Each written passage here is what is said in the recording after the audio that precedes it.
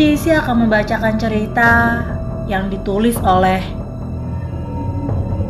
Arfi Dwi S dengan judul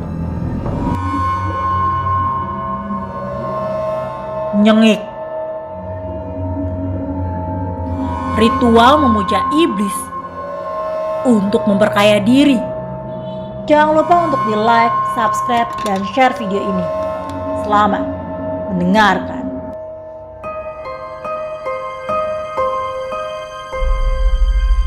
Bismillahirrahmanirrahim. Aku sebetulnya tidak begitu percaya dengan semua hal yang berbau mistis. Aku juga tidak begitu yakin bahwa makhluk dari dimensi lain dapat mengganggu manusia atau membuat mereka sakit, bahkan mati. Menurutku, itu hanya imajinasi belaka.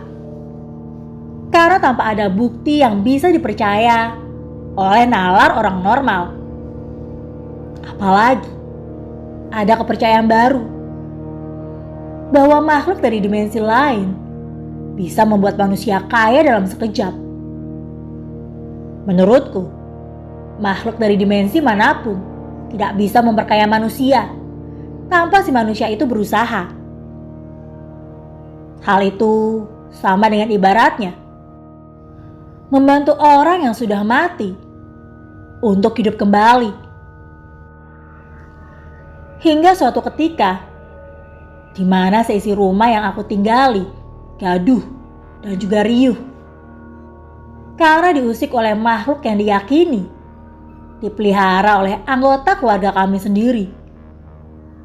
Entah siapa dan dengan tujuan apa dia memelihara makhluk ini. Menurut penerawangan seorang yang katanya paranormal ini, rumah yang sedang kami tempati ini sudah tercampur uang hasil pesugihan atau ritual memuja iblis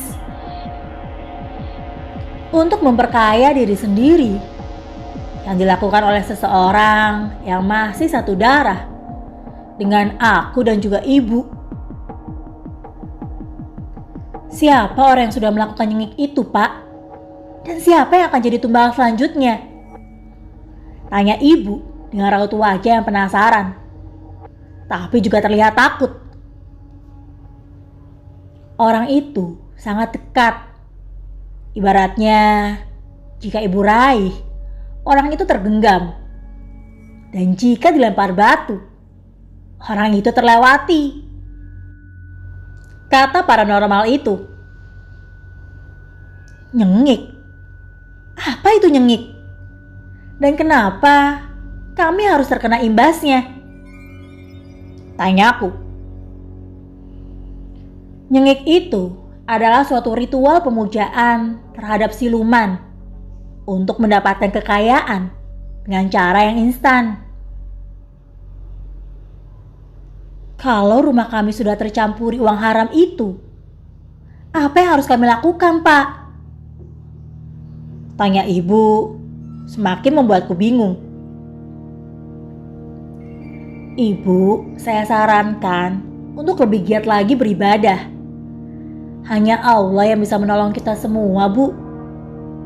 Saya harus pergi. Energi saya sudah cukup terkuras untuk kasus ibu. Kata paranormal itu. Oh iya, Pak. Silahkan. Terima kasih untuk bantuannya, Pak. Aku sama sekali gak ngerti sama semua ini, Bu. Dari mulai nyengik, terus tumbal, dan apalah itu. Kamu sudah terlanjur tahu, Nak. Ibu akan menceritakan semuanya sama kamu. Sini, duduk. Kata ibu menuntunku untuk duduk di sofa dan mulai menceritakan semuanya dengan sangat detail. Kisah ini berdasarkan kisah nyata seseorang yang penulis temui. Dia mengalami kejadian aneh setelah menempati rumah pemberian pamannya. Keanehan itu membuat penulis penasaran dan berusaha mencari tahu apa yang terjadi Setelah orang itu menceritakan semuanya, penulis kemudian membuat cerita ini dan dipublikasikan. Apapun yang penulis ceritakan di sini semata-mata hanya untuk mengingatkan bahwa karma yang akan diperoleh jika melakukan kegiatan luar koridor agama. Segala macam hal yang dimuat di cerita ini bukan untuk ditiru, karena mempercayai ada kekuatan lain yang bisa membantu kita selain Allah adalah kegiatan syirik atau menyekutukan Allah. Dan syirik adalah salah satu dosa yang tidak akan diampuni oleh Allah Subhanahu wa Ta'ala. Pada waktu dulu, kata ibu, keluarga kami hidup dengan sangat kekurangan. Mata pencaharian kakek hanya sebagai petani yang tidak tentu upahnya. Terkadang, sekeluarga itu tidak bisa makan karena tidak ada uang untuk membeli beras. Kakekku dikaruniai anak sebanyak 11 orang, 5 laki-laki dan 6 perempuan. Ibuku adalah anak kelima di keluarga ini. Kehidupan ala kadarnya membuat ibu hanya lulus sekolah menengah pertama, dan ijazahnya pun sampai saat ini belum ibu tebus karena tidak ada uang. Selepas ujian nasional, kala itu ibu langsung memutuskan untuk bekerja. Dulu, persyaratan untuk menjadi buruh pabrik tidaklah serumit sekarang. Singkat cerita, ibu pun masuk dan mulai bekerja di pabrik yang memproduksi kancing untuk celana jeans. Beberapa tahun ibu bekerja, pamanku, yaitu anak ke-10 di keluarga kami, merengek ingin sekolah sampai SMA. Nenek berusaha mengupayakan agar paman berhenti saja sampai SMP, seperti kakak-kakaknya yang lain. Terlebih, ada adik yang paling kecil yang sekarang harus masuk SD. Kamu berhenti saja sekolahnya, sampai SMP saja. Mak kan gak punya uang untuk kamu sekolah di kota, kata nenekku kala itu. Dulu, rumah tempat keluarga aku tinggal sangatlah terpencil dan juga sulit untuk diakses kendaraan. Jalanannya masih tanah. Terkadang jika hujan, sulit untuk dilalui, bahkan dengan berjalan kaki sekalipun. Tapi Mak, Wanto pengen sekolah seperti yang lain, Mak, kata pamanku, Siswanto kala itu. Emak mengerti, tapi emak sama bapak tidak punya uang untuk itu, Nak. Gini saja, bagaimana kalau nanti setelah bapak ada uangnya, kamu bapak sekolahkan sampai sarjana, kata kakekku saat itu. Baiklah Pak, maaf ya Pak, Wanto sudah memaksa bapak untuk menyekolahkan Wanto, kata pamanku berlalu meninggalkan kedua orang tuanya di rumah kayu yang beralaskan tanah merah ini. Beberapa bulan kemudian, ibu pulang dari perantauannya di kota. Butuh waktu berhari-hari untuk ibu sampai di rumahnya. Begitu sampai, ibu disambut oleh kepulan asap dari dapur. Bukan asap karena kebakaran ya, tapi itu tandanya nenek sedang memasak. Dulu, keluarga ini memasak dengan menggunakan kayu bakar, dan asap itu adalah hasil pembakaran kayu-kayu bakar yang nenek kumpulkan dari hutan. Assalamualaikum, Mak, suara ibu saat masuk ke rumah yang hampir rubuh ini. Waalaikumsalam, Nik, kamu sudah pulang? Udah, Mak. Mak masak apa? Ikan asin kesukaan kamu. Mak tahu kamu akan pulang kan hari ini. malah mulai menunjukkan wajahnya. Rumah nenek saat itu tidak ada penerangan selain gemerlap lilin dari cempor yang kakek buat dari kaleng bekas. Semuanya sedang berkumpul di ruangan tanpa sekat yang dialasi oleh tikar anyaman yang sudah mulai terkoyak. "Mbak, Wanto pengen sekolah kayak yang lain. Sampai SMA, Mbak," kata pamanku pada ibu.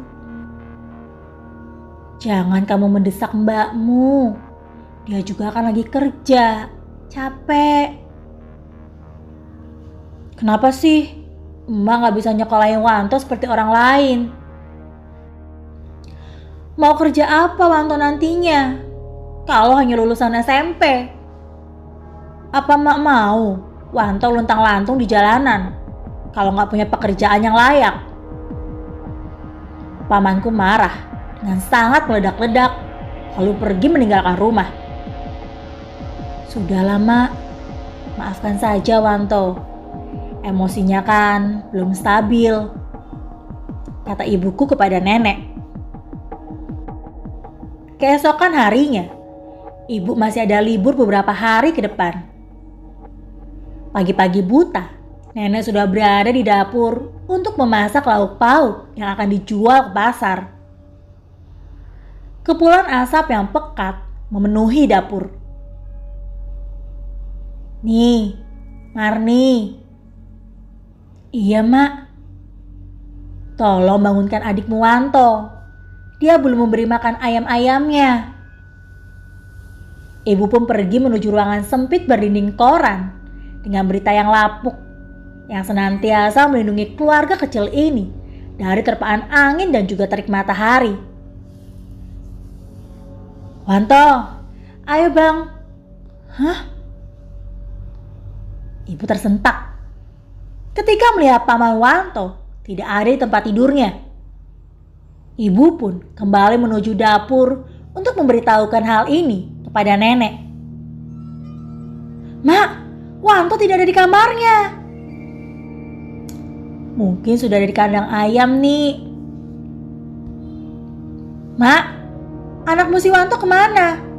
Ayam-ayam kok belum diberi makan?" teriak kakek dari arah kandang ayam yang menyatu dengan dinding bagian utara rumah ini. "Mak kira Wanto sudah ada di kandang." "Kemana Wanto pergi pak?"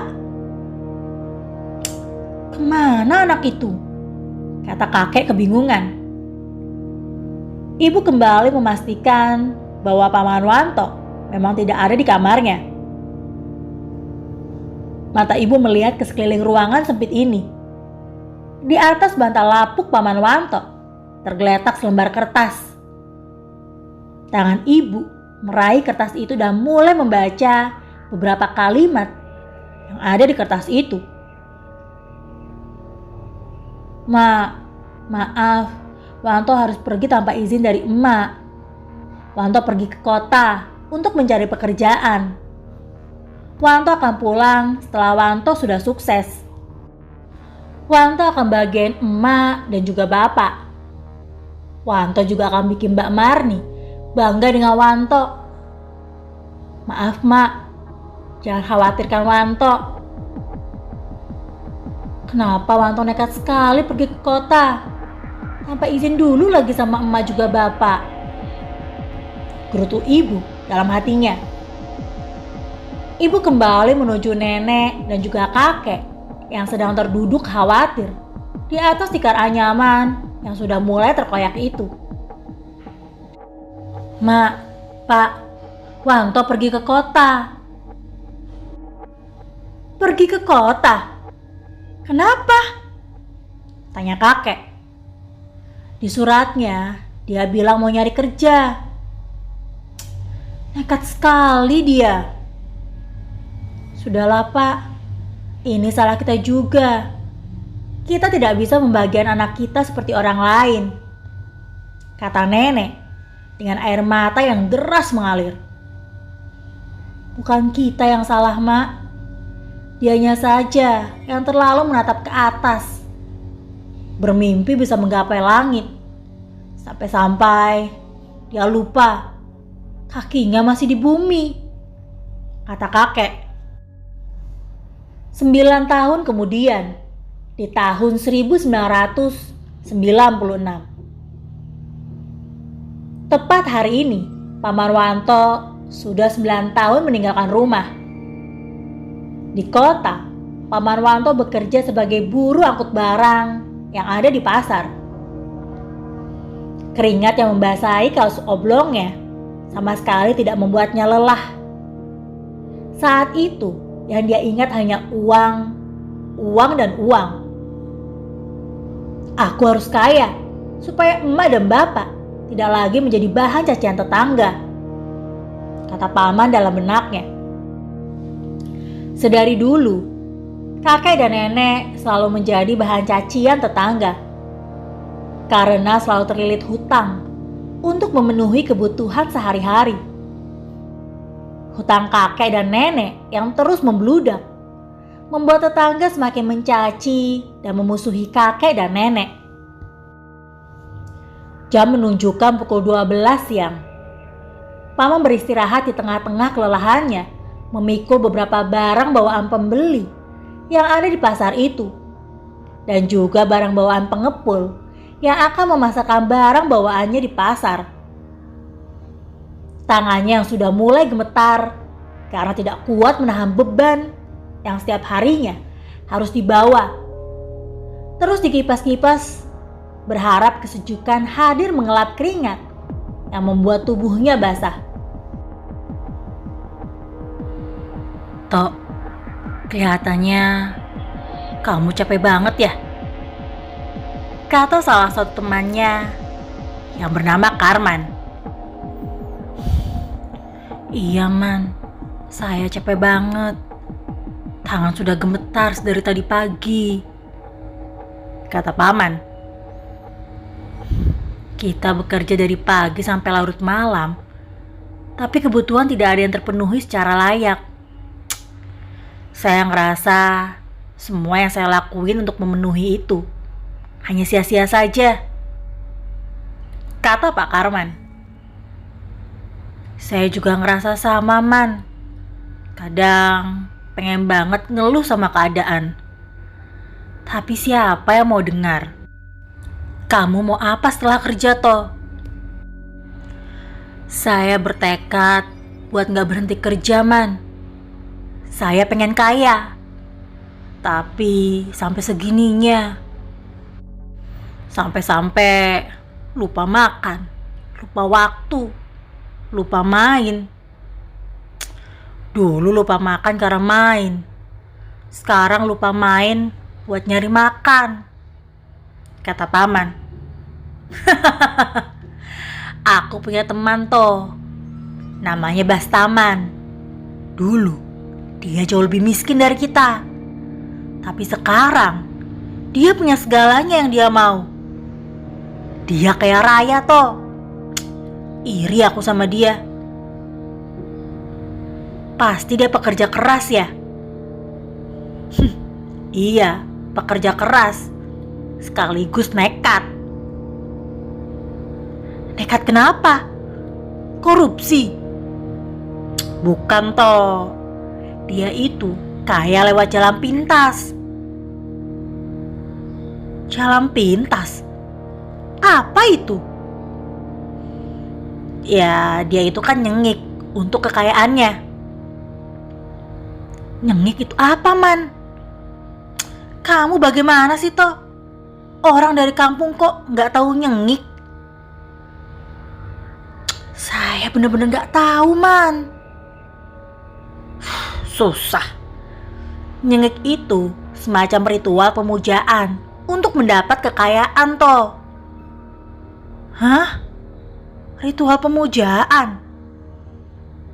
Iya toh, pemujaan. Sepertinya itu menyeramkan sekali ya Man. Kalau untuk urusan perut gak ada yang menyeramkan toh. Gila kamu Man.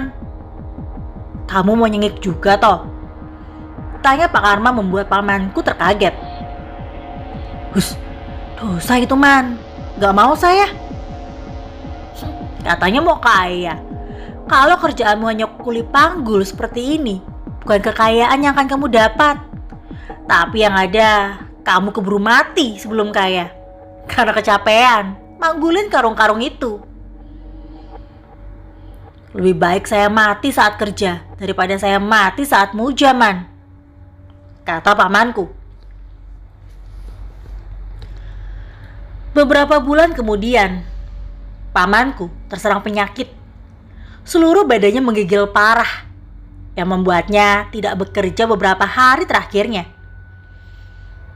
Paman memutuskan untuk pulang ke kampung. Tangannya mulai merogoh ke dalam dompet kain yang sudah rusak itu. Diambilnya beberapa lembar uang yang ada di dompet itu. Setelah dihitung berkali-kali, uang yang tersisa hanyalah 50.000. Uang yang tersisa hanya cukup untuk ongkos pulang pergi. Sedangkan untuk berobat, tidak ada uang sama sekali. Hanya cukup untuk pulang dan balik saja nantinya. Gak apa-apalah, aku harus tetap pulang, kata pamanku. Dia mulai mengemas beberapa barang yang akan dibawanya pulang. Dengan gemetar, pamanku pulang menuju kampung. Sekitar 4 jam perjalanan pamanku sampai di kampung. Perjalanan menuju rumah masih sekitar setengah jam lagi. Pamanku berjalan dengan tergopoh-gopoh dan sesekali berhenti untuk beristirahat. Awan mulai menggulung cahaya matahari. Rintik-rintik air hujan sudah mulai berjatuhan dari langit. Langkah pamanku terasa sangat pemberat. Ditambah tubuh yang semakin gemetar membuat langkah pamanku untuk segera sampai di rumah terasa semakin menjauh. Tatapan mata pamanku saat itu mulai tidak fokus. Semuanya nampak membayang dan juga meredup. Pamanku terus menguatkan tubuhnya untuk tidak rubuh di jalan ini. Terlebih, tidak ada orang sama sekali yang melintas. Di seantero jalan ini hanya ada ilalang-ilalang yang tinggi, melebihi tubuh pamanku. Dan juga hamparan tanah merah yang bergelombang. Dan terdapat jejak-jejak kaki bekas orang-orang yang lalu lalang untuk melewatinya setiap hari. Kuatkan saya ya Allah. Tolong bantu saya untuk sampai di rumah dengan selamat. Lirih pamanku nyaris tidak bersuara. Paman Wanto kehilangan kesadarannya karena kelelahan. Untunglah ada beberapa orang petani yang menemukan Paman Wanto untuk mengantarkannya ke rumah kakek dan nenek. Assalamualaikum, Mak, Pak, teriak para petani yang membawa tubuh Paman Wanto. Wah, Wanto, teriak nenek yang khawatir akan keadaan anak yang 9 tahun tidak dia temui. Ada apa dengan Wanto? Kenapa dia seperti ini? Tanya nenekku setelah Paman Wanto dibaringkan di tempat tidurnya. Kami menemukan Wanto sudah seperti ini di jalan, Mak. Ada apa dengan kamu, Wanto? Wanto. Nenek tidak henti-hentinya menangisi keadaan Paman Wanto. Kakek datang dari sawah dan membuka pintu. Kakek tersentak melihat nenek yang menangis di depan tubuh seseorang. Ada apa, Mak? Wanto, Pak. Dia seperti ini, Pak, kata nenek terus mengusap-usap kepala Paman Wanto yang belum siuman juga. Panggil Kamatri saja, Mak. Jangan panik. Tolong, panggilkan Pak. Kakek pun pergi memanggil mantri di kampung sebelah untuk memeriksakan keadaan Paman Wanto. Sekitar 45 menit kemudian, mantri itu datang dan memeriksa keadaan Paman Wanto. Anak emak sama bapak kelelahan saja, kata mantri itu. Beberapa saat kemudian, pamanku siuman. Mak, Pak, Wanto. Nenek langsung memeluk anaknya itu. Kenapa kamu pulang, Wanto? Apa kamu sudah sukses seperti janji kamu di surat? Wanto sakit, Pak. Di surat itu, kamu bilang kamu pulang setelah sukses, bukan? Setelah sukses. Sudah, Pak. Kasihan Wanto. Manjakan saja terus anakmu itu. Beberapa hari, Paman berada di rumah dengan hati yang dipenuhi gejolak amarah pada kakekku yang terus-menerus menyindir kepulangannya yang tidak sesuai dengan yang dia janjikan. Kamu masih sakit? Masih, Pak. Masih menggigil. Makanya, jangan sok-sokan pengen merantau ke kota. Kota itu hanya diperuntukkan bagi mereka yang kuat mental dan fisiknya. Lah kamu ini apa? Mental tahu aja. Sok nekat pergi kota. Ya ini balasannya. Masih muda, sudah sakit-sakitan. Kata-kata kakek membuat hati pamanku terasa sangat sakit. Wanto berjuang mengadu nasib di kota. Buat emak sama bapak juga. Wanto kerja, Pak, di sana. Jadi apapun. Demi siapa coba? Demi bapak juga emak. Supaya kalian tuh gak terus-menerus jadi bahan gosipan tetangga. Lalu apa yang sudah kamu berikan untuk itu semua? Untuk membeli mulut-mulut mereka yang mencaci kita? Apa, Wanto? Kata kakek dengan pacul di pundaknya. Pamanku saat itu hanya diam saja. Air mata seketika berjatuhan, seperti hujan yang membasahi kedua pipinya. Pamanku memang merasa apa yang dia lakukan belum dapat merubah keadaan keluarga kecilnya ini. Sini, kamu lihat. Kakek menarik tangan Paman Wanto menuju luar rumah. Keduanya berdiri menghadap ke bagian depan rumah kayu yang sudah usang itu. Kamu lihat itu. Rumah ini pasti akan rubuh. Cepat atau lambat, kita harus pindah dari rumah ini. Rumah kayu yang ditopang beberapa pilar kayu ini bentuknya sudah tidak lagi tegak. Terpaan angin sudah membuat rumah ini miring ke kiri. Tepatnya di bagian kamar yang biasa ditempati Paman Wanto dan juga adiknya, yaitu Paman Wisno. Bapak sudah menambah lagi beberapa kayu untuk menopang bagian yang miring supaya tidak jatuh, tidak roboh.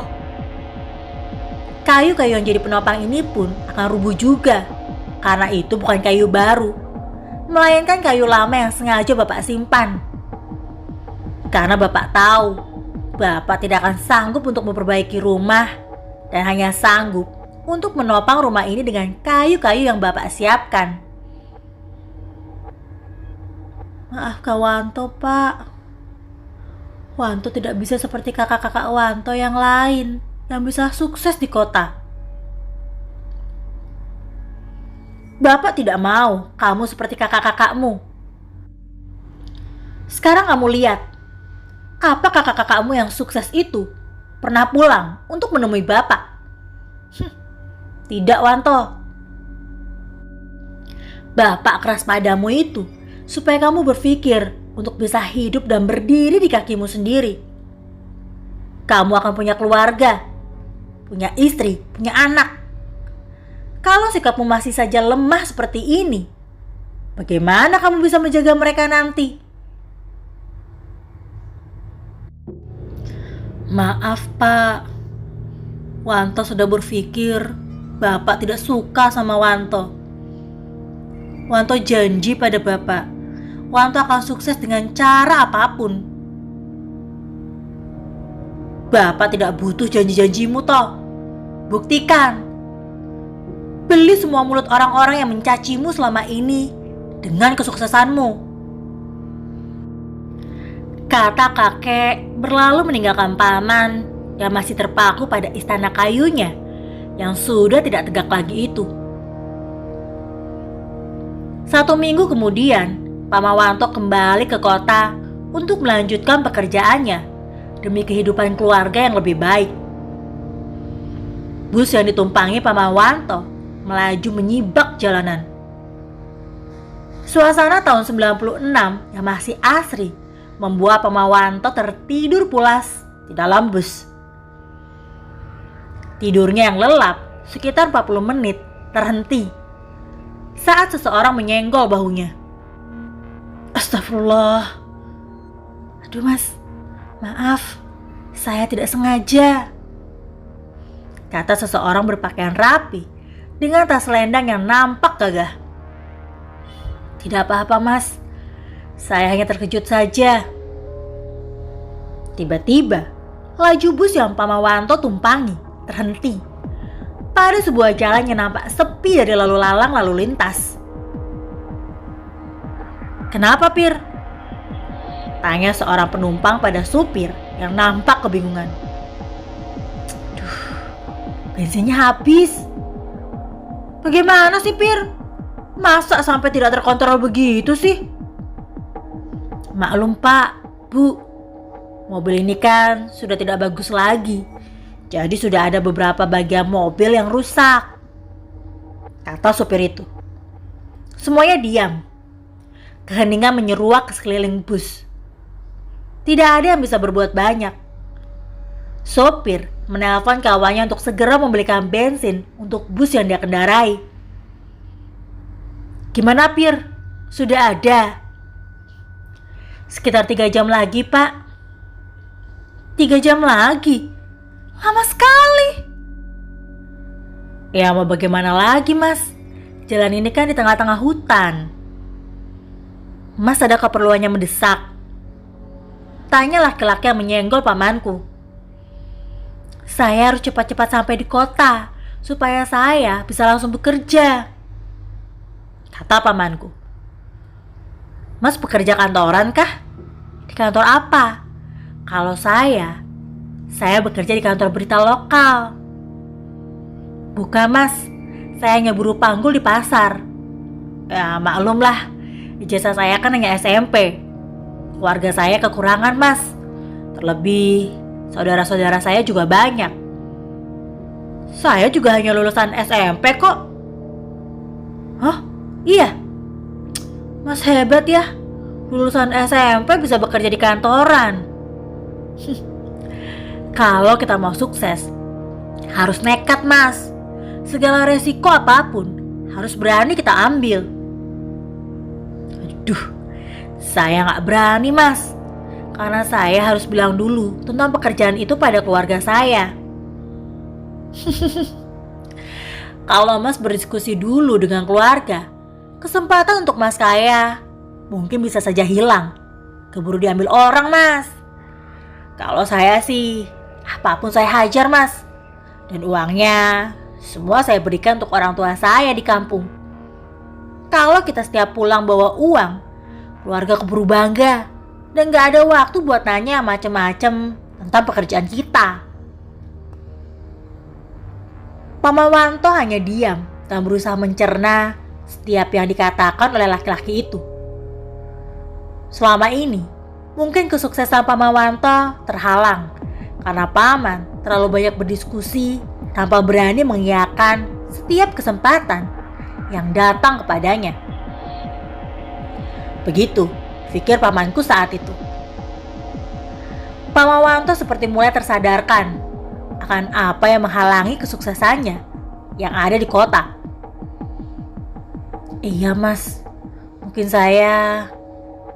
Mas, loh, mas, pamanku kebingungan karena laki-laki yang menjadi lawan bicaranya tiba-tiba menghilang. Nyari siapa mas? Tanya laki-laki yang duduk di belakang kursi pamanku. Orang yang tadi di sini. Mas lihat, dia pergi naik mobil tadi. Tuh mobilnya. Laki-laki itu menunjukkan sebuah mobil merah yang melaju menuju arah kota. Pamanku hanya diam. Rasa ingin lepas dari saran keluarga tiba-tiba muncul di benaknya. Tidak ada salahnya aku berani nekat demi uang. Halal atau haram akan dijalani selama itu bisa membuat perut seluruh keluarganya menjadi kenyang. Pikir pamanku saat itu. Tunggu kelanjutannya hanya di Tengah Tenguk channel YouTube. Terima kasih.